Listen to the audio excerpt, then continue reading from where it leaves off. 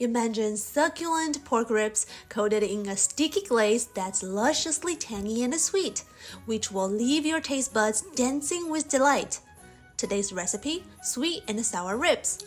In Chinese, 糖醋排骨.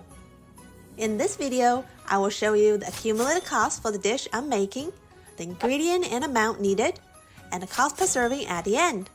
Sounds good? Let's get started. Here I'm using 1,000 grams of pork riblets, about 2.2 pounds. Soak in warm water for 10 minutes. While we are waiting, let's mix up the braising seasoning. Follow this 1, 2, 3, 4, 5 rule. So for every 500 grams of riblets, we will need 1 tablespoon of cooking wine, 2 tablespoons of soy sauce, 3 tablespoons of Zhenjiang vinegar, and 4 tablespoons of granulated sugar. Since I'm making 1,000 grams of riblets, so I need to double all the seasonings as well. That means I need 2 tablespoons of cooking wine, 4 tablespoons of soy sauce, 6 tablespoons of Zhenjiang vinegar, and 8 tablespoons of granulated sugar. Mix well and set aside. Drain the soaked riblets. Use paper towel to pat them dry.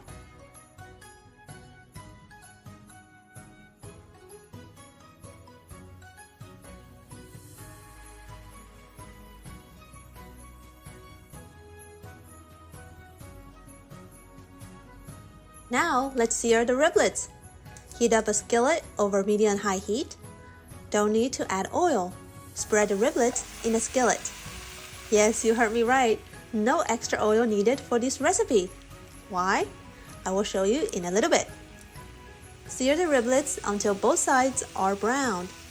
Each side takes about 8 to 10 minutes. After 20 minutes, they look like this. Remember, we didn't add any extra oil at the beginning. Now let's take a look at the bottom of the skillet. This is the oil rendered from the riblets. Scoop it out. You can use it for fried rice or sear vegetables. This adds extra flavor. After that, add 1,000 grams of boiled water.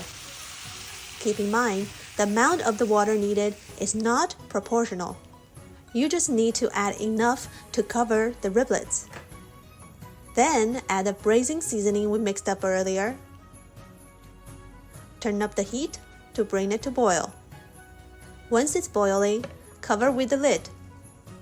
Reduce the heat to low and let the riblets simmer in the sauce for 40 minutes to an hour. When the time is up, uncover. Turn the heat to high to boil down the liquid. Stir at the end to make sure all ribs are coated with this glaze. Transfer the ribs to a serving plate. Look at this vibrant color! And with each bite, you will experience the perfect balance of savory and sweet, complemented by the subtle hits of tanginess that leaves you craving for more. Garnish with 1 teaspoon of white sesame seeds. That's it! So why wait? Bring the flavors of China into your kitchen with this mouth-watering recipe of sweet and sour ribs.